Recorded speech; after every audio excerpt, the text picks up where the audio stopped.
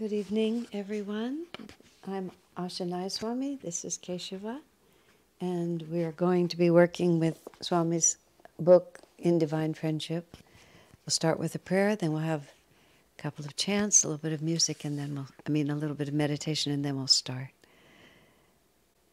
Heavenly Father, Divine Mother, Friend, Beloved God, Jesus Christ, Babaji Krishna, Lahiri Mahashaya, Swami Sri Yukteswar, Beloved Master, Paramhansa Yogananda, Saints of all religions, humbly we bow to you all. Help us to be in tune with your presence, to feel your guiding vibration. Lift our hearts in the joy of your presence. Help us to understand that everything that we experience in this world is given to us, that our consciousness may expand, that we may feel you ever more deeply, that we may understand the deeper reality of God behind everything. We are your children. Awaken us in your light. Om. Peace. Amen.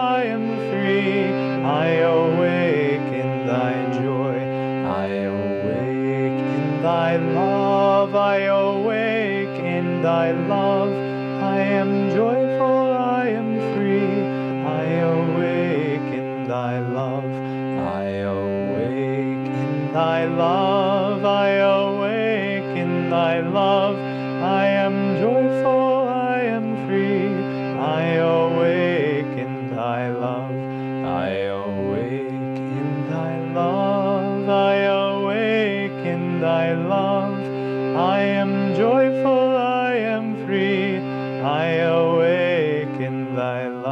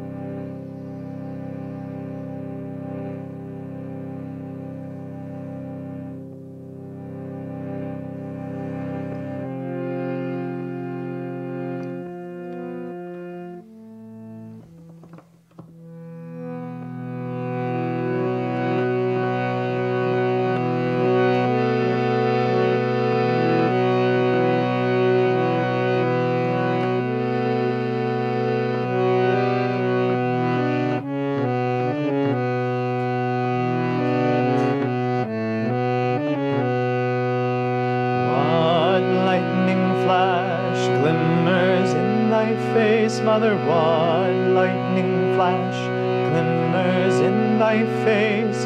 Seeing thee, I am thrilled through and through. Seeing thee, I am thrilled through and through. What lightning flash glimmers in thy face, Mother, what lightning flash glimmers in thy face? Seeing thee, I am thrilled through and through. Seeing thee, I am thrilled through and through. What lightning flash glimmers in thy face, Mother, what lightning flash glimmers in thy face? Seeing thee, I am thrilled through and through. Seeing thee, I am thrilled through and through. What lightning flash glimmers in thy face, Mother, what lightning flash glimmers in thy face? Seeing thee, I am thrilled through and through. Seeing thee, I am thrilled through and through. What lightning flash glimmers in thy face, Mother, what lightning flash glimmers in thy face? Seeing thee, I am thrilled through and through. Seeing thee, I am thrilled through and through. What lightning flash glimmers in thy face, Mother, what lightning flash glimmers in thy face? Seeing thee, I am thrilled through and through. Seeing thee, I am thrilled through and through. What lightning flash glimmers in thy face, Mother, what lightning flash glimmers in thy face? Seeing thee, I am thrilled through and through. Seeing thee, I am thrilled through and through. What lightning flash glimmers in thy face, Mother, what lightning flash glimmers in thy face? Seeing thee, I am thrilled through and through. Seeing thee, I am thrilled through and through. What lightning flash glimmers in thy face, Mother, what lightning flash glimmers in thy face? Seeing thee, I am thrilled through and through. Seeing thee, I am thrilled through and through. What lightning flash glimmers in thy face, Mother, what lightning flash glimmers in thy face? Seeing thee, I am thrilled through and through. Seeing thee, I am thrilled through and through. What lightning flash glimmers in thy face, Mother, what lightning flash glimmers in thy face? Seeing thee, I am thrilled through and through. Seeing thee, I am thrilled through and through. Seeing thee, I am thrilled through and through. Seeing thee, I am thrilled through and through. Seeing thee, I am thrilled through and through. Seeing thee,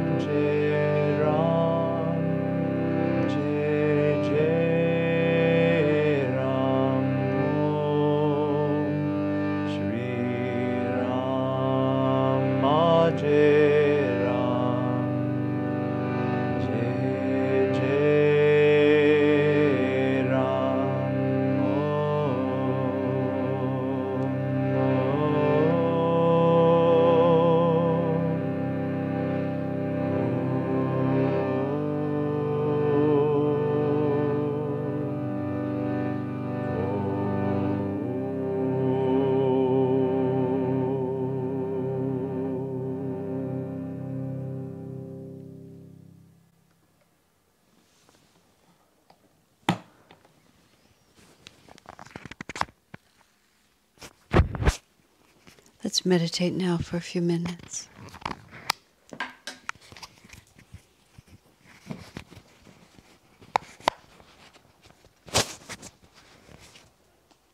Om, peace. Amen. Thank you. So, great souls, we are now into the section called Thank You. We finally got out of judgmentalness, which I was glad to get out of. I believe I introduced this letter last week, but didn't read it, so I'll give you just the brief summary again. This letter was written in October of 2000, and Swami says it's to an educator who endorsed the educational system in Swamiji's book, Education for Life. This was somebody that Swami didn't know at all, a woman who actually subsequently became a member of Ananda, but at this time she was completely separated. She was an academic, probably at the college level, I believe, on the East Coast. She was involved with some kind of a Christian educational group or something like that. There was some connection with Catholicism, I think. And she was just studying educational methods, and she was doing what academicians do, sort of researching historically, researching currently, talking about the past and the present. She came across Swami's book, Education for Life, and just felt it was really one of the best things she'd ever read.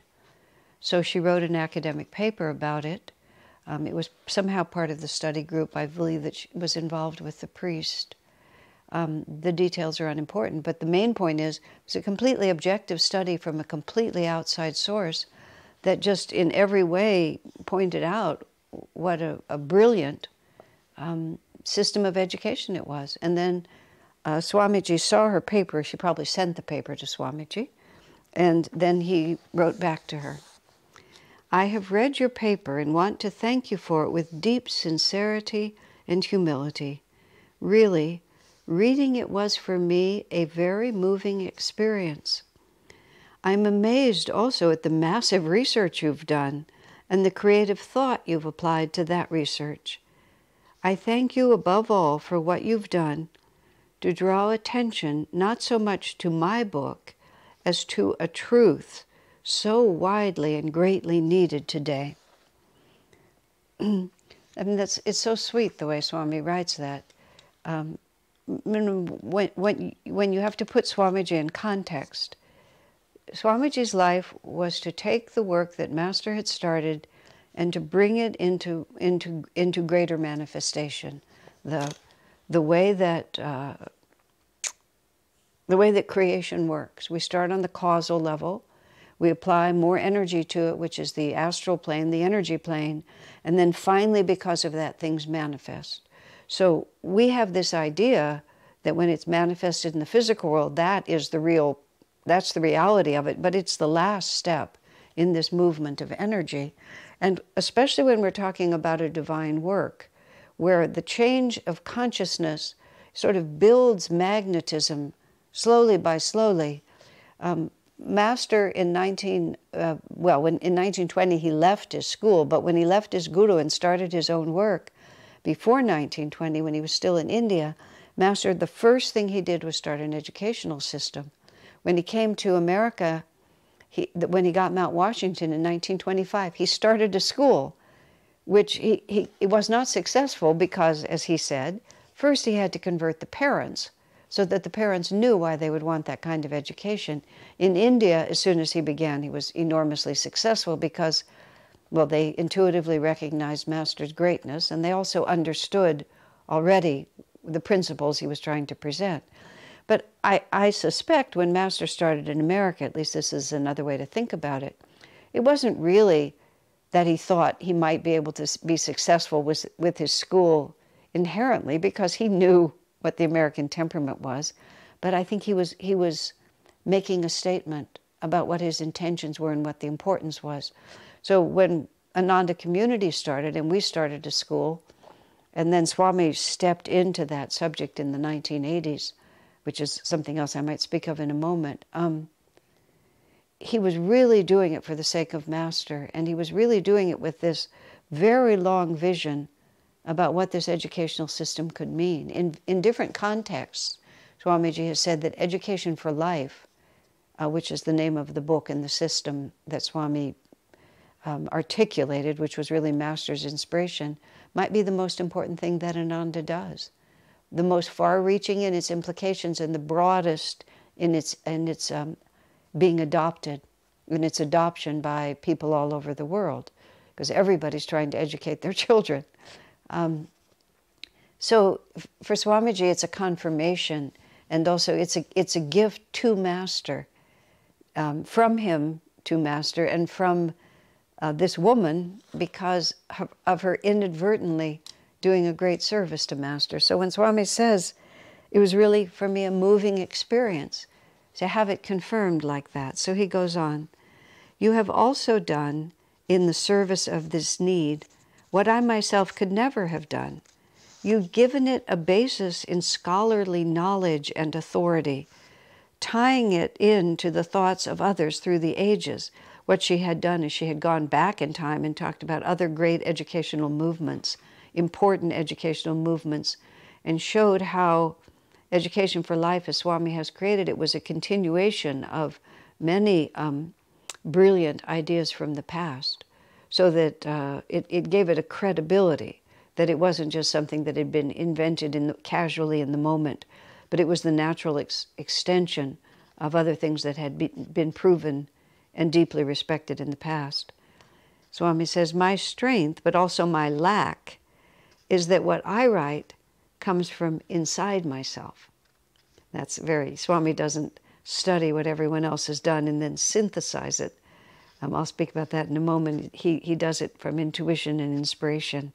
It is a great advantage to pair that with other minds and to test it against what they too have written.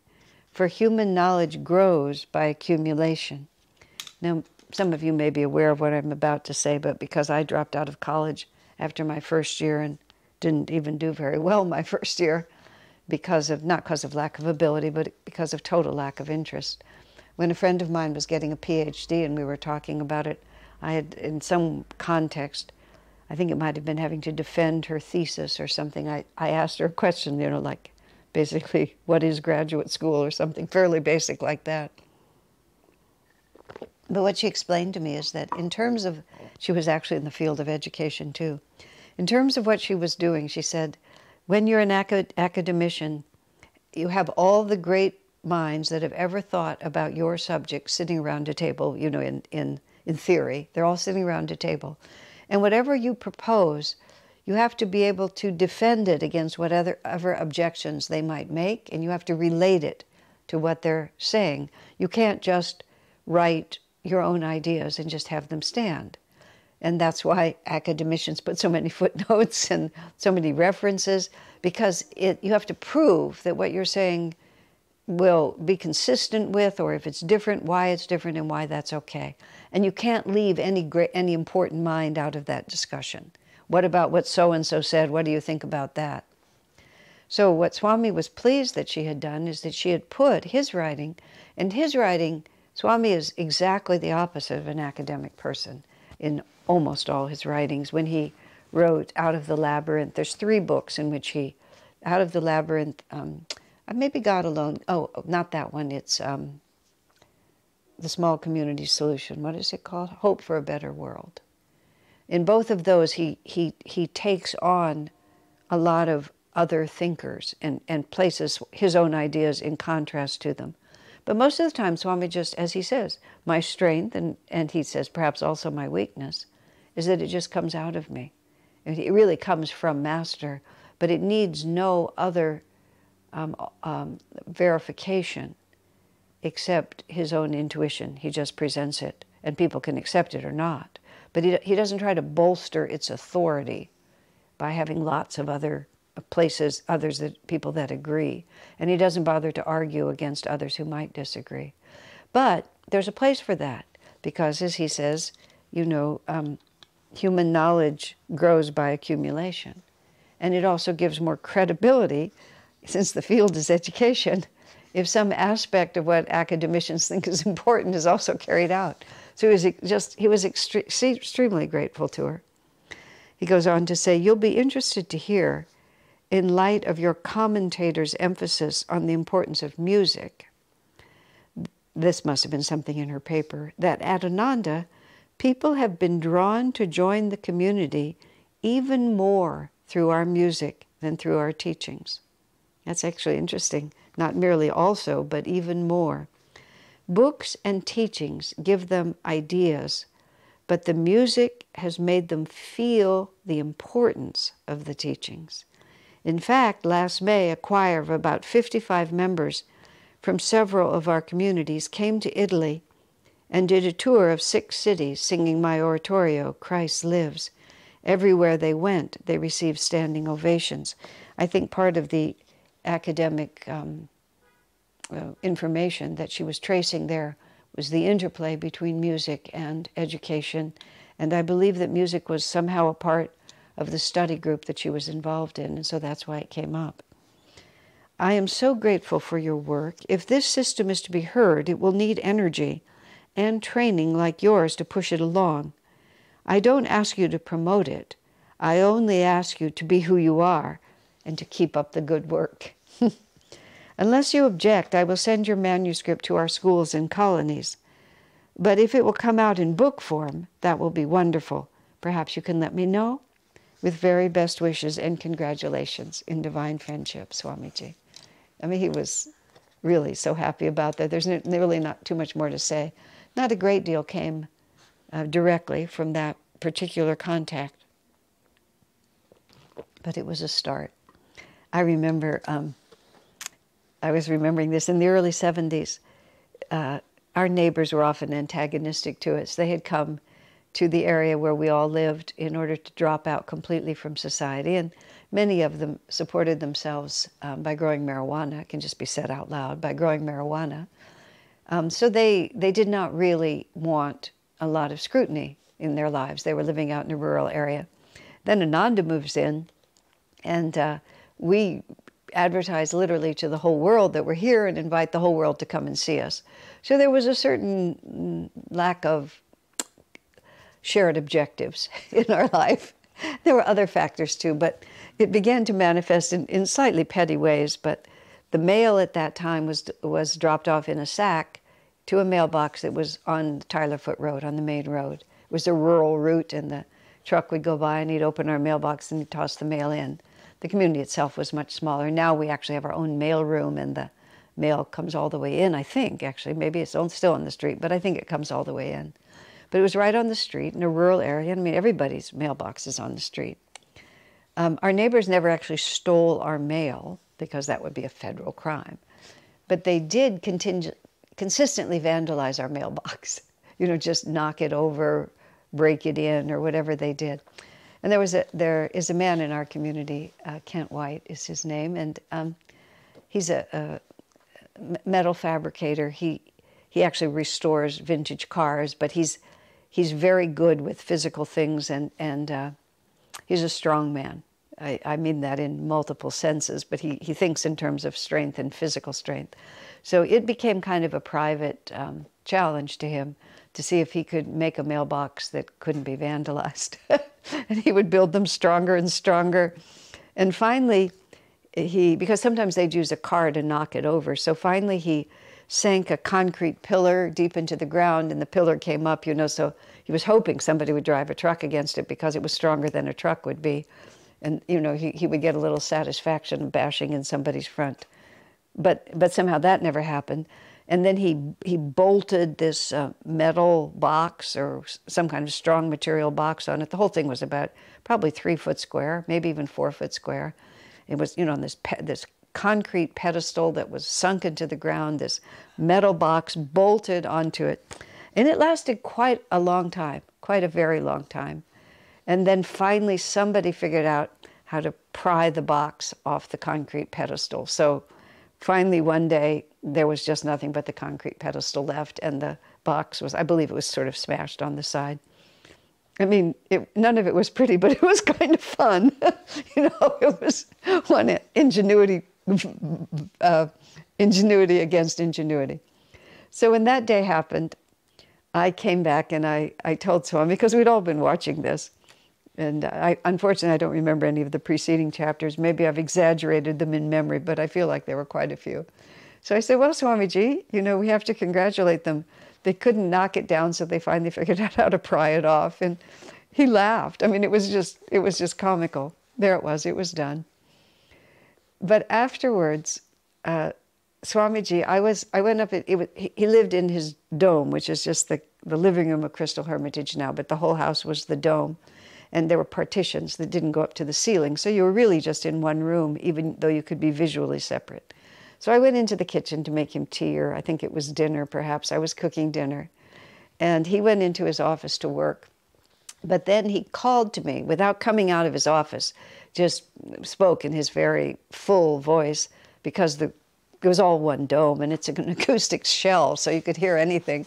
So he just calls out to me. He said, "Don't be discouraged, Asha. After all, we're going to transform all of society.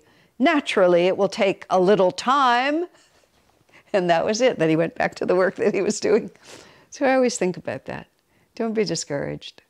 We're here to transform all of society, and naturally, it's just going to take a little time. That's also true in terms of education for life, which was the letter before. Nothing came of that particular effort, but it's a tide coming in, because this is Dwapara Yuga rising, and what we represent is we represent the future. We do not represent the present. I mean, in another sense, thank God we don't represent the present. Who would want to be in tune with this particular present? I mean, truthfully, Swamiji himself said whenever he found himself at all in tune with any fad, he would immediately pull back. Like, it would make him very suspicious, because the overall, and I'm talking in, well, Swami, when he says like this, I'm not talking in generalizations. I'm defining the essential nature of it. Because, of course, there's wonderful things going on, but the essential quality of society right now, global society, exceedingly materialistic and not God-centered. And so if we were actually popular, that would mean that we were in tune with that. And we don't want to be. We're really setting the future tone. People will grow into what we're doing. And I wrote in the introduction to Lightbearer that Swami Kriyananda has created an entire culture of self-realization, and the Ananda communities have begun the experiment of living according to a new culture of self-realization. And right now, not many people care. I mean, some people care. When I think about myself, I say I'm quite well known. I'm quite the big frog in a tiny little pond, this tiny little pond of the people who really care about self-realization. Within that, I'm well known. Beyond that, I mean, there is no beyond that for me. I mean, this is my world, and I'm very happy to, to swim around in this pond. This is the pond I want. But I believe time will tell, and as I wrote in the introduction, it's like right now the world is running madly in a completely different direction. And when that direction proves to be the dead end that it is, whether that happens one by one for individuals, which it does happen, or for society as a whole, there will be this gradual recognition that what we're looking for has already been mapped out for us. And that is this path of self-realization, by no means only by Ananda, but also by Ananda, also by Swami Kriyananda. And then education for life will really make sense to people. And then money magnetism will really make sense. Art as a hidden message will really make sense. All these different books. Spiritual approach to relationships, Kriya Yoga itself. Oh, I see what they were trying to say. No really great world-changing movement that endures is usually that popular at the time, although sometimes, but by its definition, is leading somewhere. So if it's really transformative, it has to be out ahead. Because if it was, transformation was now, it wouldn't be needed. You see what I mean? It has to be built on the causal, built on the astral, and then comes out in the material plane. And this is, Dwapara Yuga is 2,400 years. So we're not talking like my lifetime, your lifetime. We might be talking our lifetimes, but that's quite a different story.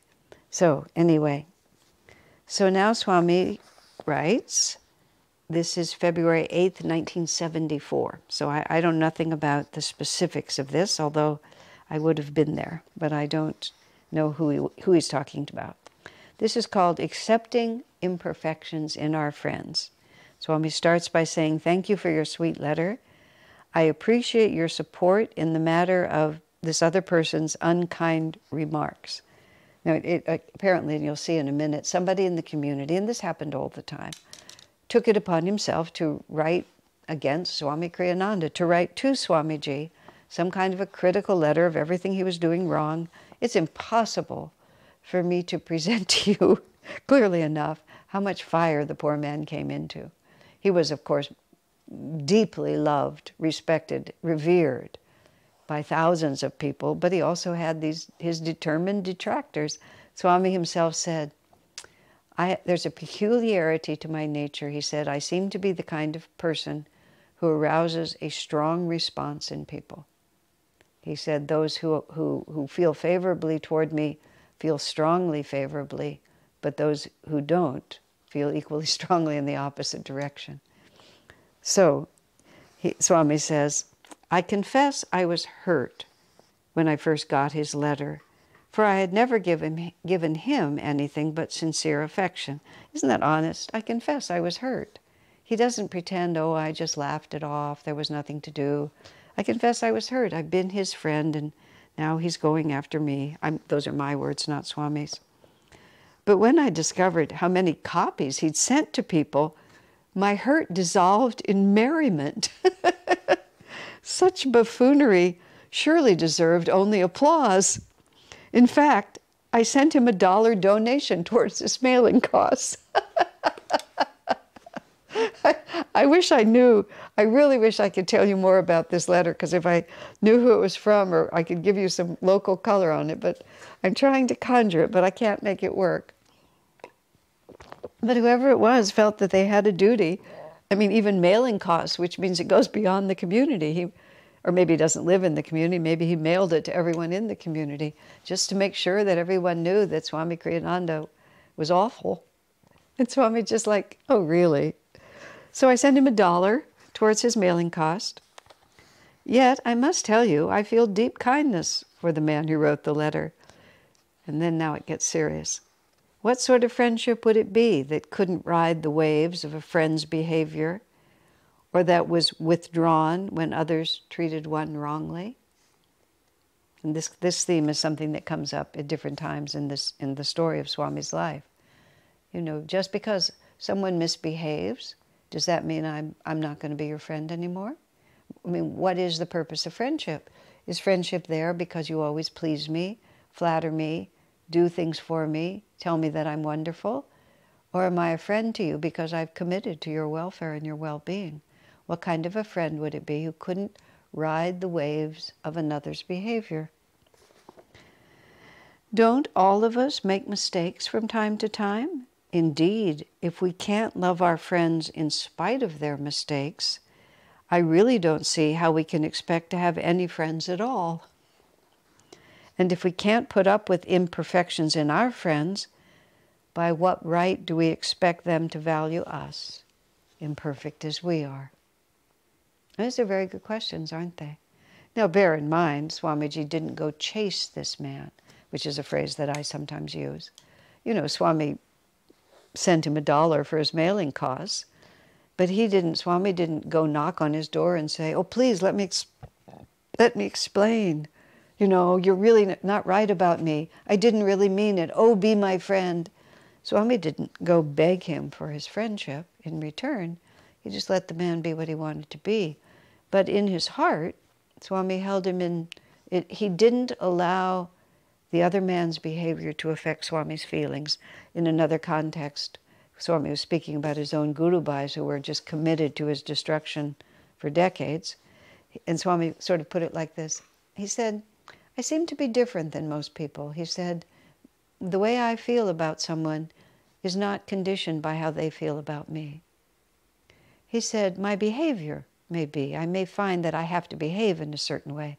As Swami put it, if you reach out to shake someone's hand and they repeatedly swat it away, he said after a while, you'll just keep your hand in your pocket. He said, but that doesn't mean you have to change your heart. And even in a further context, with his Guru Bhais, when their determination to to destroy his work reached really epic proportions, and they behaved in ways that I would have to call unscrupulous. Swami remarked, well, I've lost respect for them, he said, but I still love them. You can see there's still a difference. He wasn't, what I'm trying to say is, he wasn't blind to people's faults, and he didn't grovel to win their friendship. He just kept his dignity, kept his distance, if even that was appropriate, but he saw no reason to change his positive feeling toward them. If you can't put up with other people's imperfections, how do you expect anybody to put up with yours? You have behaved badly, I now reject your friendship. You know, as if the whole world was waiting for you to approve. You may avoid their company, because their company might not be congenial for you, but your friendship should remain the same, because it also means if they ever repent or repudiate their bad behavior, then you don't have any ground to make up. You're just right there. It's fine. Yeah, I can say more about that. I will in a minute. So-and-so, the man who wrote the letter, is basically a good man. Jealousy and pride are normal human weaknesses. This is obviously the reason why he's writing like this. He's jealous and his pride has been hurt. Truly, I feel more kindness for him now than before, if only because he needs it more when he is in error than when he is going along well. Again, you see, isn't that an interesting and different way to put it? The man has behaved badly. He's jealous. His pride has been hurt. He's going after Swamiji. He's in trouble. You know, this guy is not doing well. This guy has succumbed to some really wrong attitudes and is doing things that are not wholesome for him. Swami doesn't write about it here, but it's likely, or it's probable, that this man has benefited from the presence of Swamiji in his life, spiritually speaking. You know, depending on who he was, but most of the people who came to Ananda are certainly, yes, most, really became disciples of Master because of Swami's teaching and his influence. Most, if they took Kriya initiation or discipleship initiation, they took it from Swamiji. So that's not a small thing to repudiate.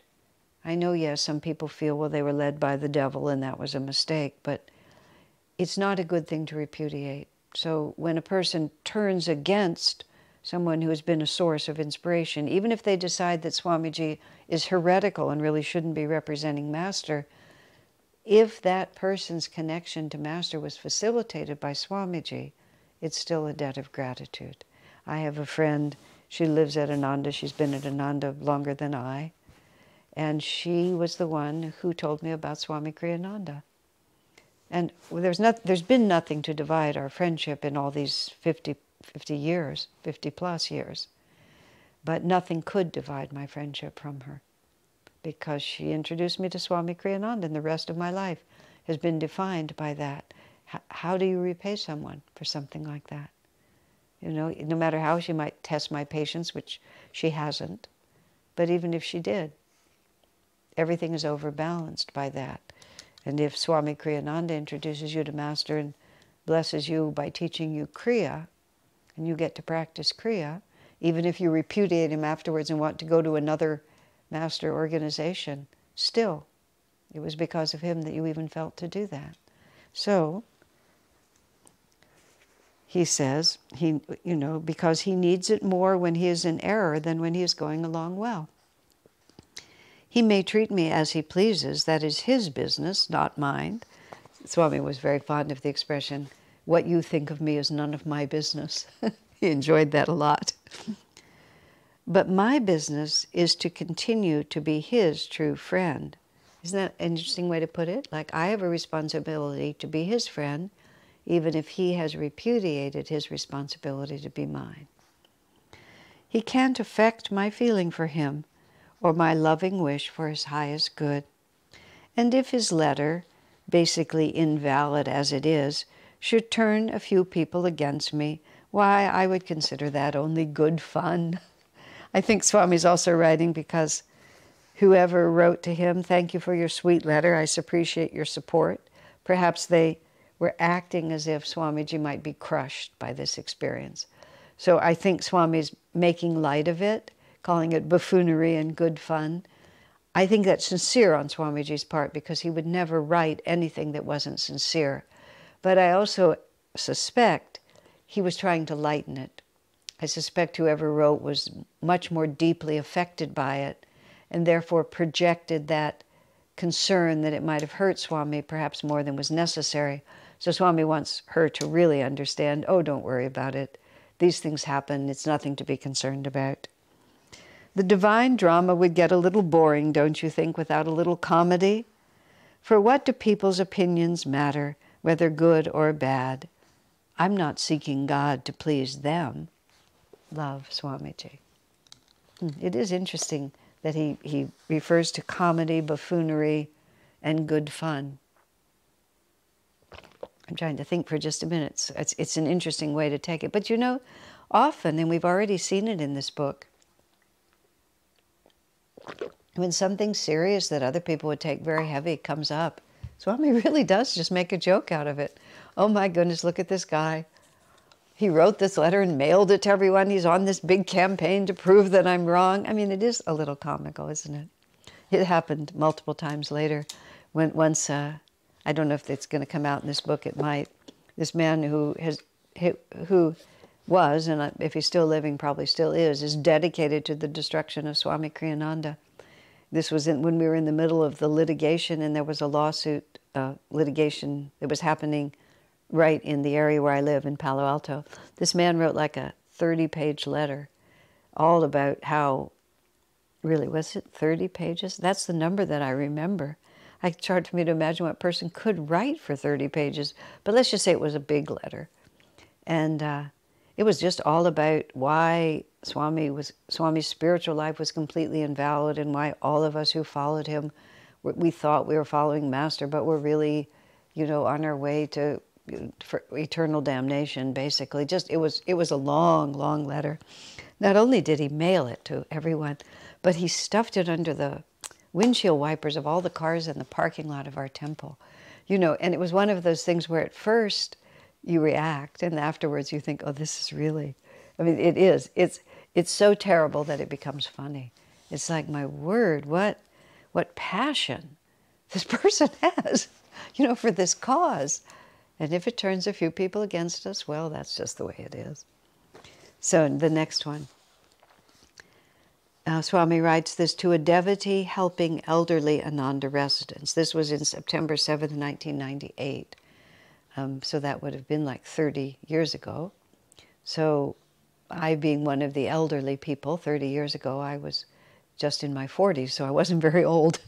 And we didn't really have that many elderly residents, because I'm in the vanguard. I'm not the, by any means, I'm not the prow of the ship, but I'm in the vanguard. We're all moving into our 70s, a few into our 80s at this point.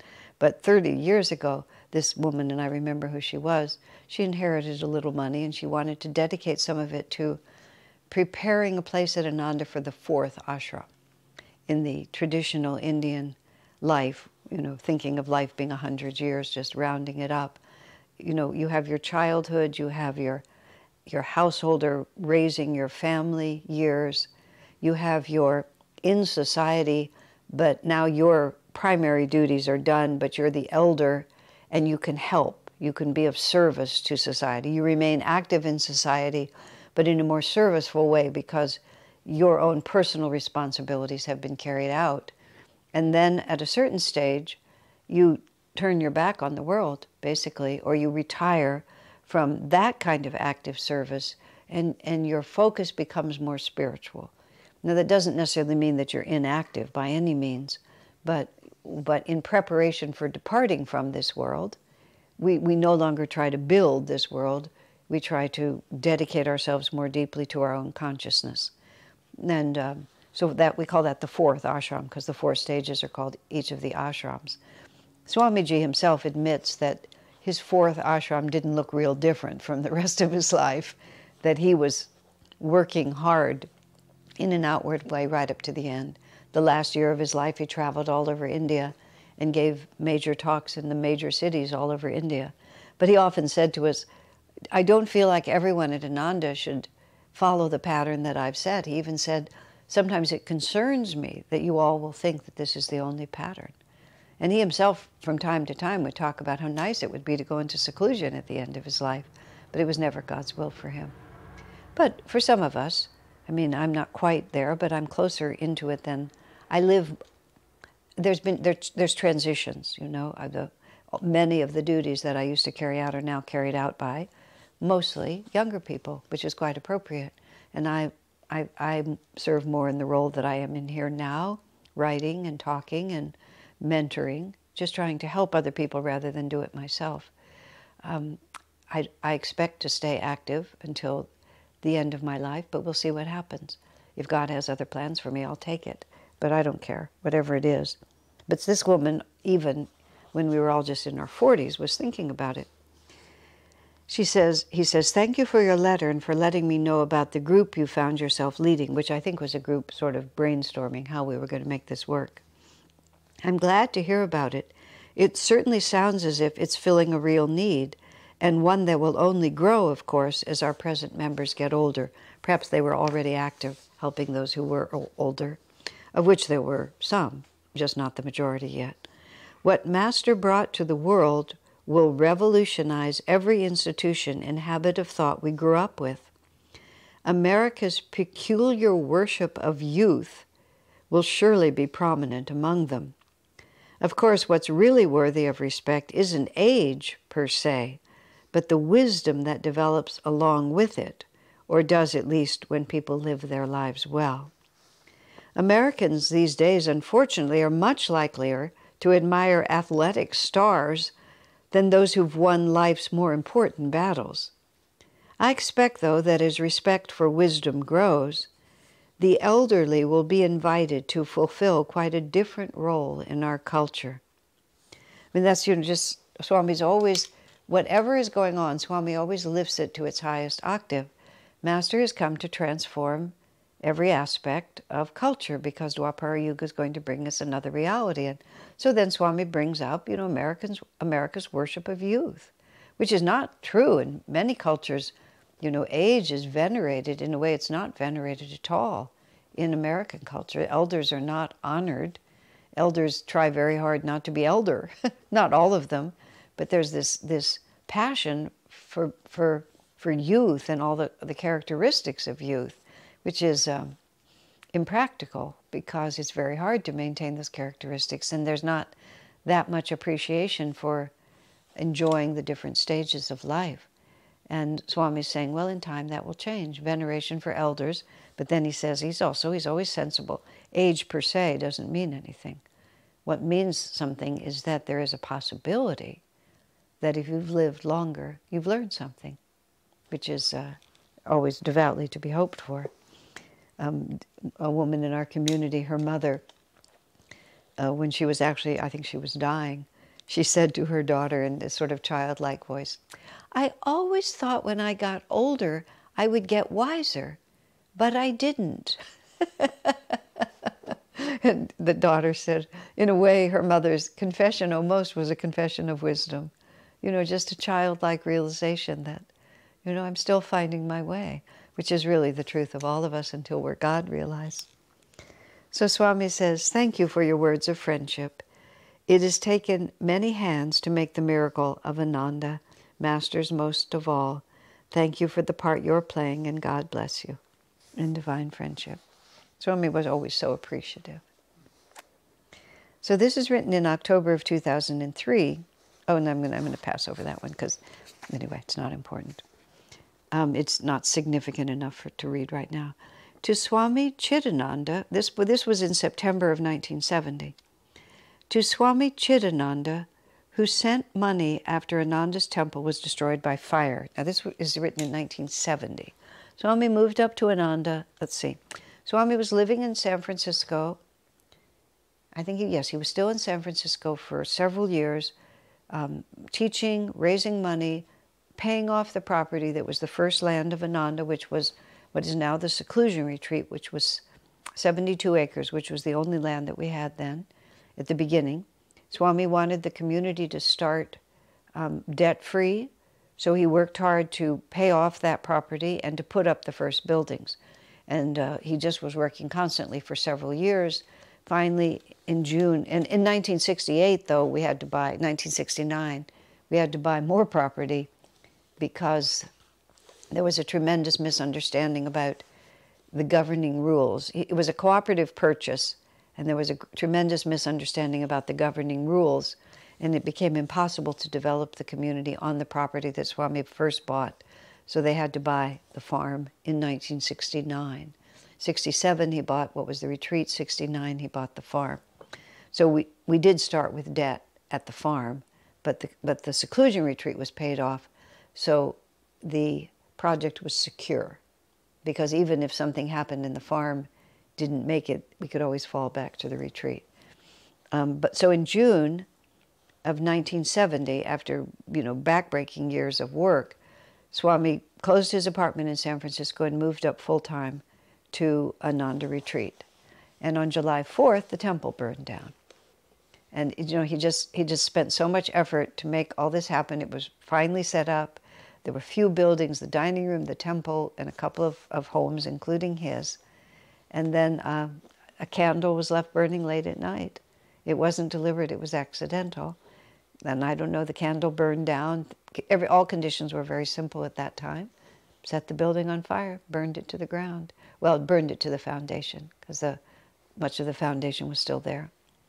So it was, to say the least, it was a great big loss. I came up to Ananda for the first time a month later, and there was the foundation there with a lot of the burned struts, and the first thing I saw was people rebuilding that temple. Swami Chidananda was, let's see, is he still living? No, I believe he's passed away. Yes, he's passed away. Swami Chidananda is a contemporary of Swami Kriyananda. Chidananda was an Indian man. He was a direct disciple of Swami Shivananda. Shivananda is extremely well known in India as the founder of the Divine Life Society, a great soul, a great saint. When Swami Kriyananda was in India from 1958 to 1962, he traveled up to Rishikesh, where Shivananda lived, and to have darshan of him as a great soul. And Swami Chidananda, who was Swami Kriyananda's peer, and both of them were foremost disciples of great masters. And as it happened, Chidananda became the president of the Divine Life Society after his guru died. So all through their lives, they had these comparable roles, which was they were both leading major spiritual organizations as a recognized heir of a great master. In whatever year, it might have been like about 1993, when a group of us went to India on pilgrimage, and that was during the time when I and 3 others led these pilgrimages. We went to India in 1993, or right around that time, and Swami Kriyananda was in India. He might have been in seclusion in Rishikesh at that point. It's likely it was the same trip. And we went over to the Divine Life Society with Swamiji, like 30 of us, with Swamiji, to see Swami Chidananda. And they never saw each other very often, so they were meeting after many decades. There was an attunement between them, so there was I feel like they kept in touch, because they were really spiritual brothers. We arrived at that ashram, and I think the leaders of that ashram thought that they were going to separate us from Swamiji, and the 2 Swamis would have this meeting, but we would have none of it, actually. We just kind of ignored their efforts to separate us and just stuck with Swami Kriyananda.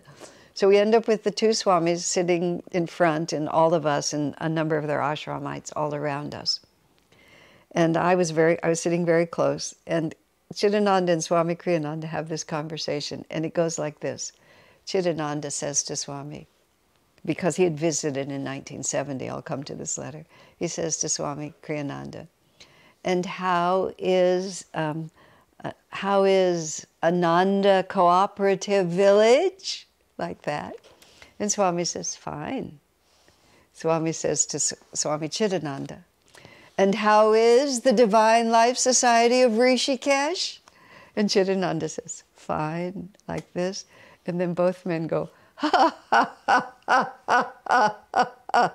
And they just laughed for a couple of minutes, just from the belly. And I had an intuition, which I actually spoke to Swamiji about later. I said, sir, I just felt like you were teasing each other. It was like, oh, I understand. You're the big leader of the big Ananda group in America.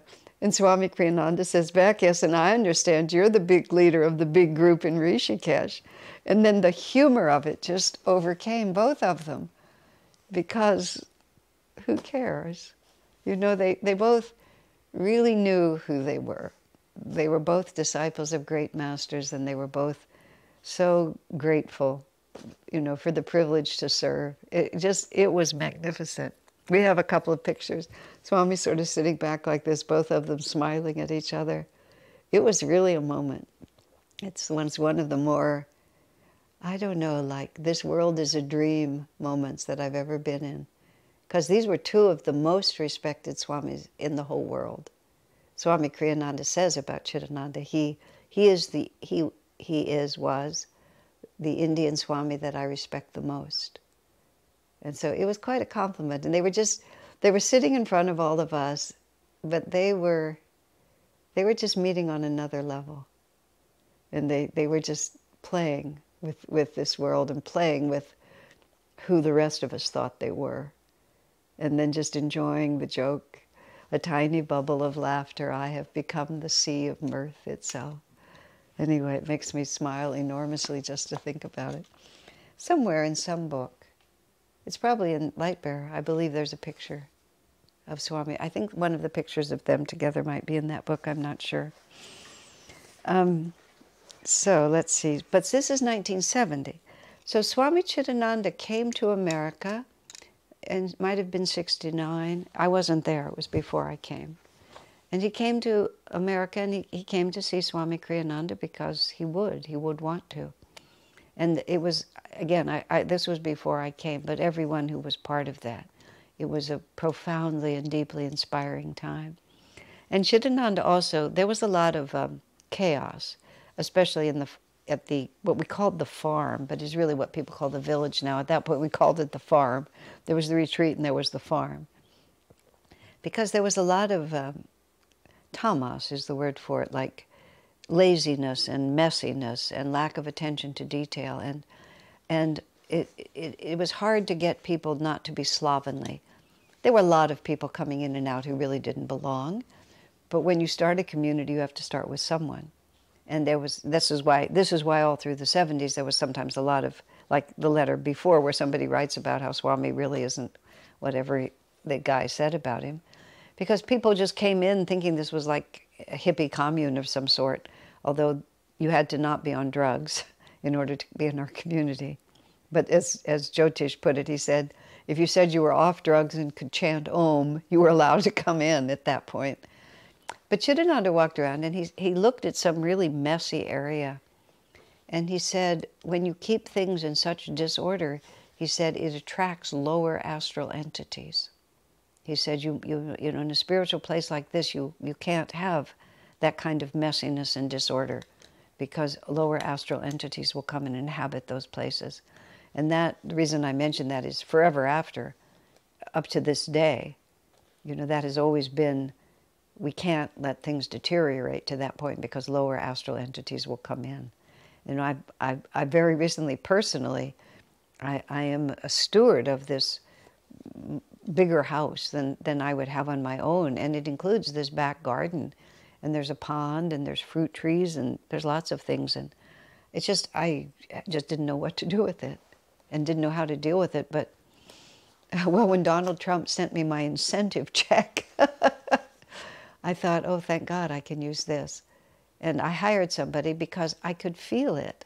It was neglected, and it was falling into just a tamasic disrepair. And I'm not house proud. I have no desire to make things beautiful, but I also couldn't let it get tamasic. And it's been amazing to me. You know, there was a wonderful man in the community who was happy to take the government money, and because he needed work. I mean, he would have done it for free, but he had to pay his rent too. And it's just amazing to me how the whole vibration just, you know, as soon as we cleaned it up, and, you know, I just have to trust that from now on we'll be able to keep it up because, and I thought of Swami Chidananda from 1969. Disorder like that attracts lower astral entities. And you have, that's why, well, cleanliness is next to godliness, which is perhaps an overstatement, unless you're thinking about inner purity. But there is also truth in it. You know, places assume vibrations and you want them to remain up.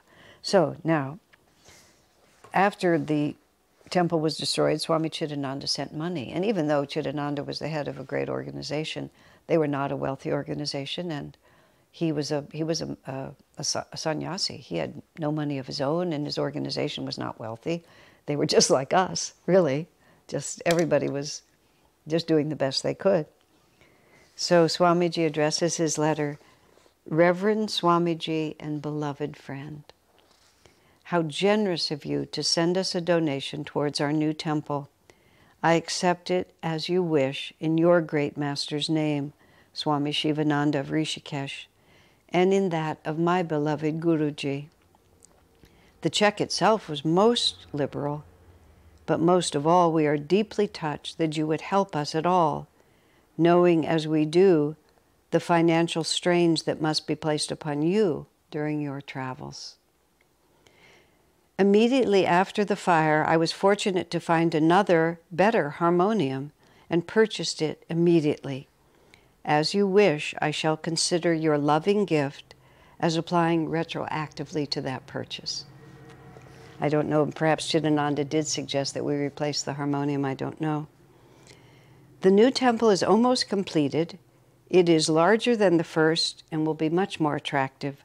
The first was only 3/8 of a sphere and looked too squat, though it was the best we could do at the time. This one will be, as we wanted the first to be, a full hemisphere. Best of all, perhaps, in the light of our sad experience, it will be fireproof. With God's grace, the money for the new structure has already been raised. Swamiji, let me take this opportunity again to thank you for the inspiration we all received from your visit here. Your presence was a blessing on our humble venture and on the hearts of all the people living here. I am happy to say, too, that your remarks in the garden on the subject of neatness as an aspect of reverence accomplished in a few moments what months of pleading on my part had not accomplished. It is my increasing hope to be able to spend a few years in seclusion. I do not know whether it will be here or in India. Let me see what Mother wills. I may get to India towards the end of this year. If I do, I shall certainly come to see you. With loving regards from everyone. You know, Swamiji, this is 1970. I'm hoping to get a few years of seclusion. Well, after he finished writing The Path, which was in March of 77, in April, or sometimes in April, I think. In April, he went to India, and he did spend a few months in seclusion up in Kashmir. But I believe that was the longest seclusion. May have been close to the longest seclusion he ever had. He probably got a month here and a month there every once in a while. But the years of seclusion that he'd hoped for never materialized for him. But he was, now this is 1970. I'm hoping to get to India by the end of the year. When he was expelled from SRF in 1962, a black mark was put with the government against him. He was reported to be a CIA agent and a Christian missionary in disguise. And it was actually written into the government record, and he couldn't get a visa. They wouldn't give him a visa to visit India. Finally, in 1972, which is 2 years later than here, he had friends in India who persuaded the government. India was much smaller and less bureaucratic and run much more on friendship. He had friends who were able to intercede enough to allow him to come to the country and plead his case in person. And so he didn't get back to India until 1972, so there was a 10-year hiatus. But every year that I worked for Swami, which was like, anyway, every year that I knew him, starting in 71, every year he was going to go to India and perhaps take a very long seclusion. He did go in 72. He spent a couple of months, a little bit in seclusion, but not like he expected. Every year when we would make plans for January, it would always be, I'd be happy to do it unless I'm in India. You know, I'm hoping to take seclusion in India, but Mother never willed it for him. So he never did it, but it was always there. When he went to India in 1972, he most certainly would have seen Chidananda, although they don't know for certain. So, this is 1999 in January. By 1999, we're deeply embroiled in the Bertolucci lawsuit, which you all know about, and that was when really it was open season on Swami Kriyananda. And Swami writes, the summary of this letter is, I'm deeply sorry for the betrayers. Dear so-and-so, thank you so much for your letter. I greatly appreciated it. I think this is a letter, again, expressing regret that people were attacking Swami so deeply, and sympathy for how unpleasant it might be for him. You know, we all felt, we never liked seeing Swami assaulted, and it was hurtful to us, and we wanted to sympathize with him. We didn't want to just assume that it would just roll off his back, but you know, it does. It hurts when people that you give friendship to behave so badly. So he says, I greatly appreciate your letter.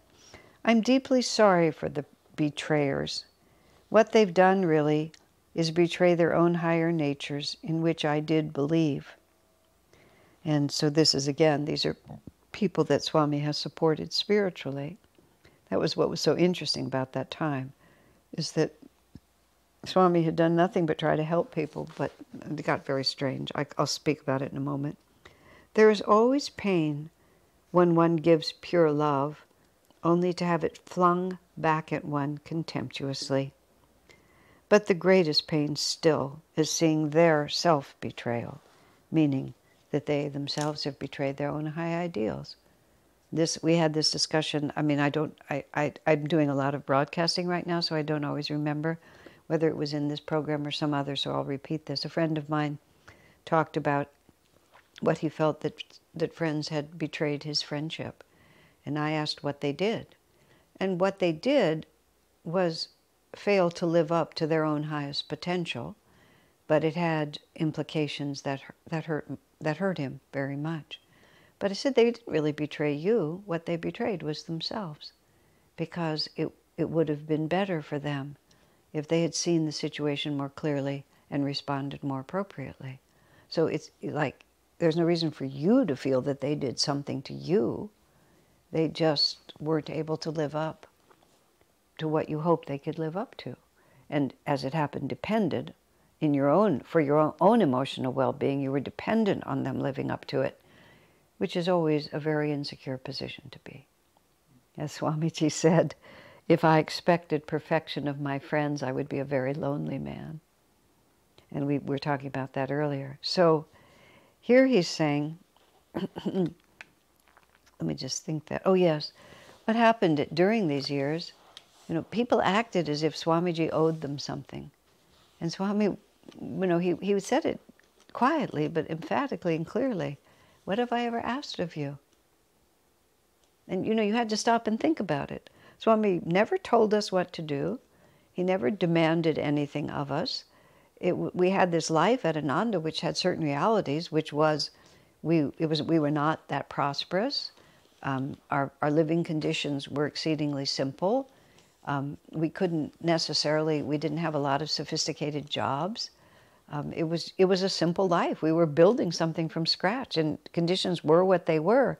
If you didn't like them, you didn't have to stay there. It wasn't like it was forced upon you. Everybody had their own private money. You never were asked to turn over your possessions. Your private life was your private life. We were not under obedience to Swamiji. He asked for our cooperation, but barely that. He just lived his life and was enthusiastic about it, and if we thought it would be enjoyable, we could go along with him. And he lived his life, and there it was. Now, let's see, there was a piece in there that I wanted to catch. Let me see if I can remember it now.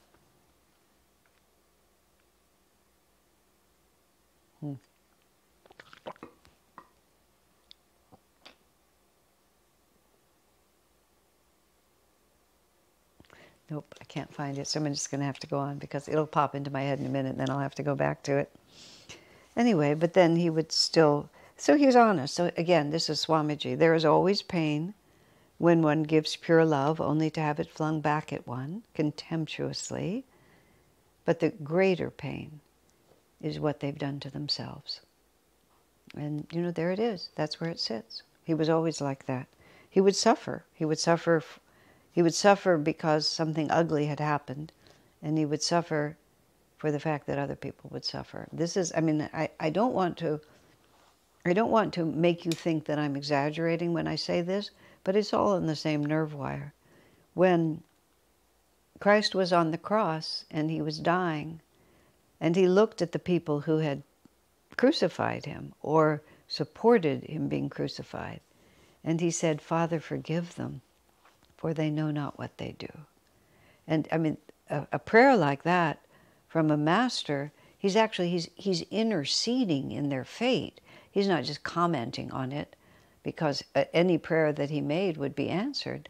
So here these people have killed him, and he's dying in this, what appears to the human mind to be an agonizing way, and he's really worried about the people who did it to him, because they don't really realize that this was not a good thing for them to have done. And they've set in motion some karma here that's going to be a little tough for them to pay off. But instead, he says to the Father, forgive them, meaning take away that. Take away the karma, because they just don't understand. They're not conscious of what they're doing, so erase the karma. Let my sacrifice suffice. Don't make them sacrifice also. So that's the spirit, and that's, I mean, when I say I don't mean to overstate this, that's where we're all going, friends. Here then is the fourth and the last stage of the soul's long journey, that we will all become masters, and we will all have that kind of compassion. And we will all be willing to sacrifice ourselves completely for the sake of others without regard for our own reality in it, because we will by that point have transcended any personal reality. But when you come into a human body and you live in the human world, human feelings are in play. So it's always painful when you give someone love and they toss it back at you contemptuously. I mean, just the look on the face when somebody behaves like that, it hurts. It's ugly. And you're wide open and you see this. It's very difficult to see that kind of action. But the deeper pain is for the person. Oh dear, look what they've done. You're just like, oh dear, look what they've done. Look what they're going to have to go through. So now, this is a very interesting one, completely different. January 13th, 1976. Again, I have no personal memory of this, although I would have been in the middle of it, but I don't know what it was. I don't remember. About a painting of Yogananda given to Kriyananda by an experienced artist. Dear so-and-so, I'm very sorry for not responding sooner to your kind offer. Must have been some neglect here. And that actually then he explains that he didn't know how to answer. But in fact, I find myself caught on the horns of a dilemma. I want, on the one hand, to let you know how sincerely I appreciate your kindness. But on the other hand, while admiring the painting's very real artistic merit, I'm forced to admit that the painting doesn't quite do it for me, who knew Master personally. So somebody has, I think the person to whom he's writing has painted it, but it's not clear, or whether they just bought it for him and thought he would want to have it. Okay, it's purchased. It isn't done by the person to whom he's writing. But some person lovingly bought this painting for Swamiji of Master, and Swami doesn't want it. He just doesn't want it. I mean, you don't want a picture of your guru in your house that you don't think represents the consciousness of your guru, nor would Swami want it anywhere else at Ananda, because it's not the right vibration. So he finds himself caught on the horns of a dilemma. People would often give Swamiji presents without stopping to consider the implications of the present, without really thinking through the position it would put him in. So he goes on to say, "It is a good painting, but not a good one of Master. The artist couldn't know that, of course. She has tried to be faithful to a photograph and has, I think, according to her own purposes, succeeded well enough to satisfy most people." See how careful he's being? He's not saying it's a bad picture. "But how could I, in all sincerity, accept it to show my appreciation to you, while knowing that I probably wouldn't hang the painting in the kind of spot it deserves if it be considered purely on its artistic merits?" The dilemma Swami's facing. "Oh, how sweet of you to buy me this painting. It was so generous of you. I'm going to keep it in the closet," you know? And then what happens when she comes and it's not anywhere, you know, and she puts her coat away and there it is in the closet? I mean, above all, Swami was honest and sincere. I mean, you know, there's a very important lesson here. He wasn't afraid to be truthful. And he was very careful here, and apparently he took a while to write the letter. But he's not afraid to be truthful. He needs to be sincere. He doesn't say, "Oh, thank you for sending me the beautiful painting. I'll treasure it," because that wasn't the truth. When I used to write letters for him, he was, you know, you always have to tell the truth. I remember early on, somebody sent some poetry, and I just wrote, "Thank you for sending your beautiful poetry." I was writing for his signature. "Thank you for sending me the beautiful poetry." Swami says, "It isn't beautiful." He said, "It's not terrible, but it's not beautiful." He said, "What will you say when someone sends us beautiful poetry?" He said, "Because you've already used the word beautiful on poetry that is merely nice." I mean, that's how you have magnetism in your words. That's how your word becomes binding on the universe. And I mean, I took that to heart. That was very early in my working for him. So when I actually wrote, I didn't want to say, "Thank you for sending the poetry. It was nice." So I had to be very truthful. "Oh, you know, thank you for sending me the poetry. I'm so happy to see you expressing yourself creatively. You know, tulips are a wonderful subject for poetry. They just give the poet so much scope." I mean, I don't know if that's what I actually wrote, but you could write all of that, which would be genuinely true and genuinely supportive, you know, and he could encourage you to keep on writing poetry. The more you write, the more skillful you'll become. It's a great pastime. It brings your feelings to clarity. He could have written all these things without ever saying that the poetry was beautiful when it wasn't. And that way, and I speak from all my years of experience, you could always believe Swamiji, always. I mean, there was never a time when you had to ask, did he really mean that? What did he really mean? Because he always spoke the truth. And if you were tuned into it, you listened really carefully to how he spoke the truth, because you knew that if you'd put him in a spot, he was going to be very exact. Like in my book about Swamiji, I write, when this woman was determined to do something he didn't want her to do, but he knew she would not be receptive to his rejection, at the end of the conversation, I can't quite remember, I wasn't present, but I heard about it from him afterwards. And she said, "Well, you will bless me, won't you?" And he said, "Oh, I always bless you." And then she came out and told me, "Swami approves." I knew fully well he didn't approve. Swami blesses what I'm doing. And then I said, "Sir," she says, "you blessed what she's doing." He said, "No," he said, "I blessed her." And it was, it was so profound, I put it into the book. And it turned out, it was a learning experience, which is the euphemism we always use when it doesn't turn out happy, but you learn a lot. But he did bless her. And because he blessed her, there was never a bump in the relationship. And he did bless her. I bless you because you're going to do something that's going to be painful for you. You're going to need my blessings even more. He wanted to spare her the karma, but it wasn't meant to be. So be it.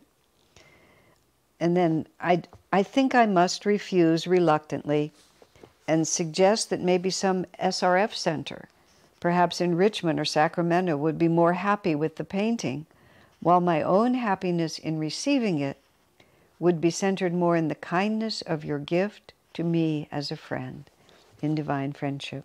Isn't that interesting? He thought that the SRF centers might want it. I hadn't really noticed that paragraph when I read it before. It must have been a good painting, and only if you knew Master would you not feel that it represented him. I'm a little bemused by that last paragraph after all that I was saying. If I think of anything more, I'll mention it next week, or else we'll just move right on. Interesting. Well, my friends, I think that takes us through another session. We only have two more letters in the thank you section, and then we will go on to marriage and renunciation, which is a humdinger. So we'll continue to have great fun with this book. God bless you.